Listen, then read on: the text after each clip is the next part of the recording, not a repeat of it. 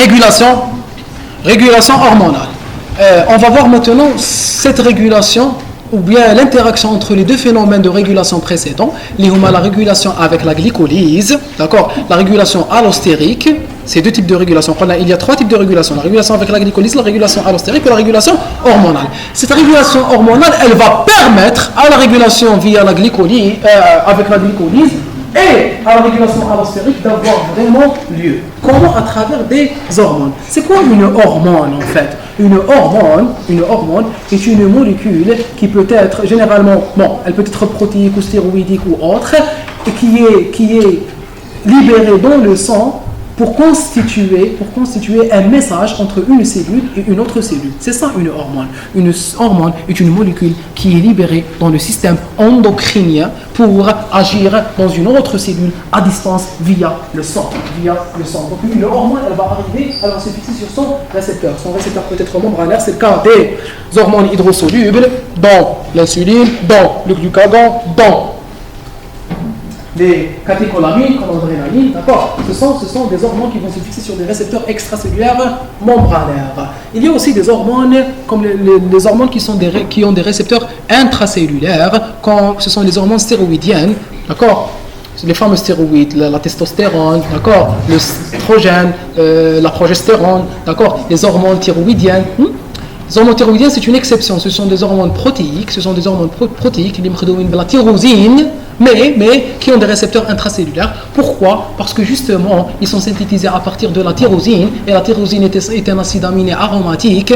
Ou les acides aminés aromatiques ont un cycle hydrophobe.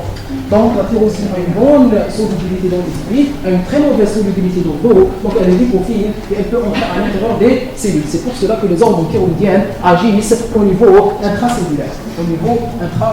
Très bien. Ces hormones, quand elles viennent, elles vont se fixer sur des récepteurs. La fixation d'une hormone sur son récepteur va induire une réponse. Cette réponse, ce sera soit l'activation, soit l'inhibition. L'activation ou l'inhibition de certaines enzymes intracellulaires. Donc l'insuline, quand elle vient, elle se fixe sur son récepteur. Le récepteur de l'insuline est un récepteur à activité tyrosinkinase. C'est-à-dire qu'il possède une partie extramembranaire sur laquelle va se fixer l'insuline. Il possède une partie intermembranaire qui va lui permettre de se fixer à la membrane. Il possède une partie intramembranaire qui contient des résidus de tyrosine. Ces résidus de tyrosine vont être phosphorylés. La phosphorylation de ces résidus de tyrosine va activer une série de phosphorylations que vous allez voir en ordre l'année prochaine, Inch'Allah. Il y aura phosphorylation de l'IRS, du système SOS, il y aura activation de différentes voies intracellulaires comme la voie des MAP kinases, comme certaines voies dépendent de récepteurs couplés à la protéine G, certaines voies dépendent des récepteurs à activité tyrosine kinase. On ne va pas rentrer dans ces détails. L'essentiel, c'est que pour l'insuline, c'est une hormone qui dépend d'un récepteur à activité tyrosine kinase, mais pour le glucagon, par exemple, il dépend d'un récepteur couplé à la protéine G. D'accord, le récepteur couplé à la protéine G, j'en parle parce que docteur en cytologie, le message. Vous allez le faire. Prochainement, vous allez le faire. Vous allez voir le récepteur couplé à la protéine G dans la communication, dans le cours communication.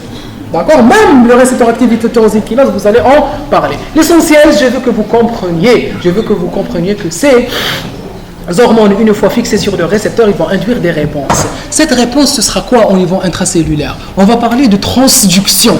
La transduction, c'est un mot que vous allez entendre et réentendre cette année et l'année prochaine. La transduction est définie par l'ensemble des phénomènes qui permettent la transformation des messages extracellulaires en un message intracellulaire. La transduction est la transformation des messages extracellulaires en un message intracellulaire. C'est quoi la transduction? C'est la transformation des messages extracellulaires en un message intracellulaire. C'est la transformation des messages extracellulaires en un message intracellulaire.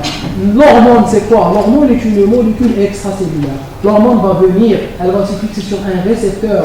En se fixant sur son récepteur, elle va induire des réponses intracellulaires. Cette transformation des messages extracellulaires en des messages intracellulaires, on l'appelle la transduction. Très bien. Donc cette transduction, elle va nous permettre d'avoir des réponses intracellulaires. Et les réponses intracellulaires, ce sont des réponses ou les réactions de phosphorylation et de déphosphorylation. Donc je vais prendre les enzymes théoriques, je vais commencer à les phosphoryler. Ou là, les déphosphoryler. Les phosphoryler par des kinases, par des phosphorylases, et les déphosphoryler par des phosphatases. Donc cette régulation, en fait, c'est quoi?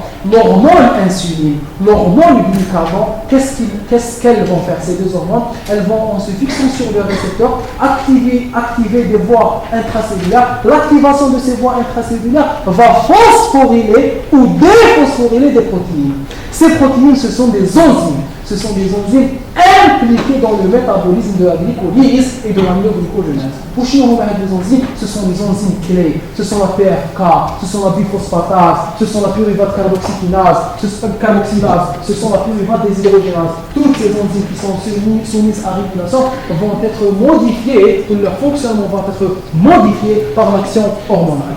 D'accord? On va principalement parler de la fameuse PFK qui est au centre de notre schéma parce que son activation et son inhibition sont vraiment fascinantes et flagrantes. D'accord? Allez, on va commencer par un état d'hypoglycémie par exemple. Si je suis en hypoglycémie, hypoglycémie, d'accord? C'est parce que vous avez posé la question. Hypoglycémie, low blood sugar, d'accord?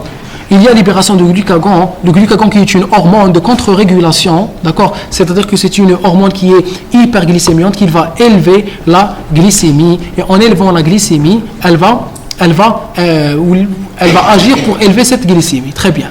Elle va se fixer sur son récepteur, et quand elle se fixe sur son récepteur, elle va activer des protéines, d'accord? Elle se fixe sur un récepteur couplé à la protéine G, ce n'est pas important. Elle va activer une protéine qui s'appelle la PKA. Par des phénomènes qu'on va passer, il y aura une transformation de l'ATP en AMPC, ou de l'augmentation de l'AMPC va activer cette protéine kinase A, ou qui c'est l'AMPC qui l'active, elle est bien aussi PKA. L'essentiel, c'est cette protéine kinase. Où je mets ta protéine kinase? Protéine kinase, elle va kinaser une protéine. Elle va phosphoryler une protéine. C'est une protéine kinase. Elle va phosphoryler une protéine. Cette protéine kinase, regardez ce qu'elle va faire. Elle va phosphoryler cette enzyme. Elle va phosphoryler cette protéine. Vous voyez, cette protéine, elle va être phosphorylée. D'accord? Donc, elle va passer de cet état déphosphorylé à un état qui est phosphorylé. Regardez bien ce schéma avec ces détails. Hnaya, s'il vous plaît. Hnaya, est-ce qu'elle porte un P jaune? Est-ce qu'il y a un P jaune dans ce schéma? Il n'y a pas de P jaune. Elle va être phosphorylée. Il y aura transformation de l'ATP en ADP. Elle va consommer un phosphore. Elle va consommer de l'ATP pour en tirer un P. Le P, regardez, elle va devenir phosphorylée. Elle va devenir phosphorylée. Quand elle devient phosphorylée, regardez, la PFK tatfa. La PFK, est-ce que vous arrivez à voir la PFK? PFK 2, d'accord? Est-ce que vous arrivez à la voir? Elle s'éteint. Alors que la biphosphatase s'allume. C'est-à-dire qu'elle devient active. Est-ce qu'on est d'accord?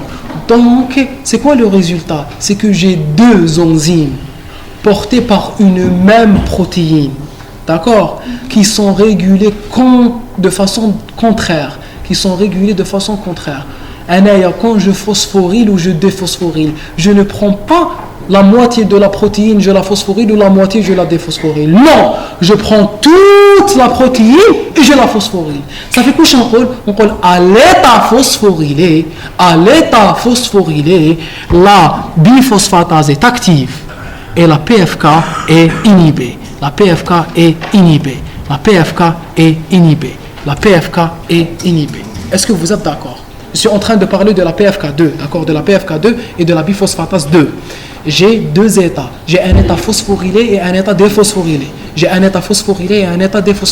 Je reprends. Ce sont deux enzymes. Wahda, elle est responsable de la transformation du fructose 6-phosphate en fructose 2,6-biphosphate. Maintenant, elle va être phosphorylée. Ou la deuxième est responsable de la transformation du fructose 2,6-biphosphate en fructose 6-phosphate. Donc, les deux enzymes, ce sont deux enzymes qui réalisent des fonctions inverses et qui sont situées sur la même protéine. C'est comme des siamois. Deux enzymes, elles seraient la même protéine. Donc, puisqu'elles sont situées dans la même protéine, elles vont être régulées de la même façon et en même temps. Soit je phosphoryle toute la protéine, soit je déphosphoryle toute la protéine. Quand je phosphoryle toute la protéine, c'est la biphosphatase qui est active. et la PFK est inactive. D'accord? Est-ce qu'on est d'accord? Il y a une autre enzyme qui est activée par l'insuline. D'accord? La protéine, l'enzyme اسمها la protéine phosphatase. La protéine phosphatase. Où je mets ta protéine phosphatase? Elle va réaliser des déphosphorylations. Elle va prendre ce phosphore et l'enlever. Donc elle va permettre le passage de cet état vers cet état. D'accord? Le P le P va sortir. Le PV va sortir. Donc, s'il vous plaît, j'ai une enzyme. J'ai deux enzymes. Ces deux enzymes sont situées sur la même chaîne protéique. C'est quoi ces deux enzymes? C'est la PFK et la biphosphatase. C'est la PFK et la biphosphatase. Elles sont régulées en même temps. Soit état phosphorylé, soit état déphosphorylé. À l'état phosphorylé, la PFK est inhibée. La PFK est inhibée et la biphosphatase est activée. À l'état déphosphorylé, la PFK est activée alors que la biphosphatase est inhibée. Cet état le passage de la phosphorylation à la déphosphorylation, le passage d'un état phosphorylé à un état déphosphorylé nécessite l'action d'enzymes. L'enzyme qui phosphoryle, je l'appelle kinase, protéine kinase. L'enzyme qui déphosphoryle, je l'appelle phosphatase. L'enzyme qui phosphoryle, je l'appelle kinase. L'enzyme qui déphosphoryle, je l'appelle phosphatase. Je vais vous dire comme un petit détail, la phosphatase, elle déphosphoryle, mais elle est activée elle-même par phosphorylation. Elle doit être phosphorylée pour déphosphoryler. Elle doit être phosphorylée pour... Elle est comme c'est une chaîne de réaction. C'est une chaîne de réaction. Donc elle doit être phosphorylée pour déphosphoryler. Donc l'insuline va activer son récepteur. C'est un récepteur d'activité tyrosine kinase. Il va commencer à phosphoryler. Il devrait phosphoryler des protéines sur des résidus tyrosine.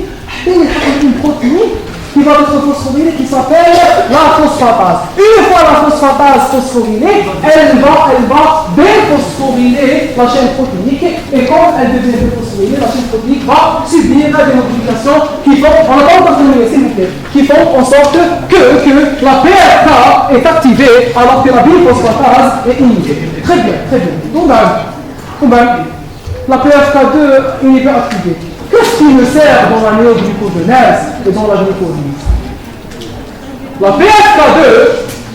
PFK2 et le glucose 2,6-biphosphate sont des activateurs et des inhibiteurs de la néoglycogenèse et de la glycolyse. On avait dit que le fructose 2,6-biphosphate,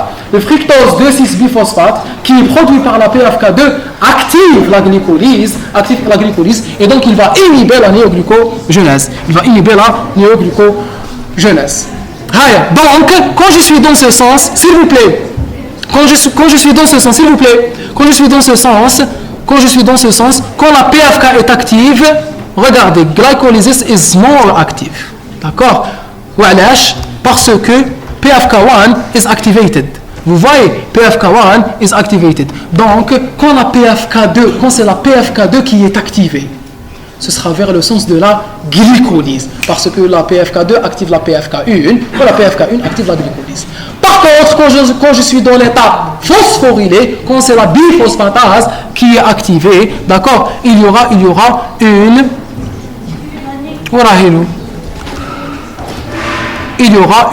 néoglycogenèse qui est plus active. Et on a terminé avec le cours de...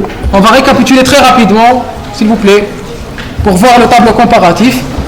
On n'a pas encore terminé, s'il vous plaît. Récapitulons très rapidement. On avait défini notre néoglycogenèse. On a parlé des précurseurs qui étaient l'alanine et les acides aminés, le glycérol, d'accord, et le lactate. La localisation tissulaire, on a vu la localisation tissulaire, on avait vu le foie et le rein.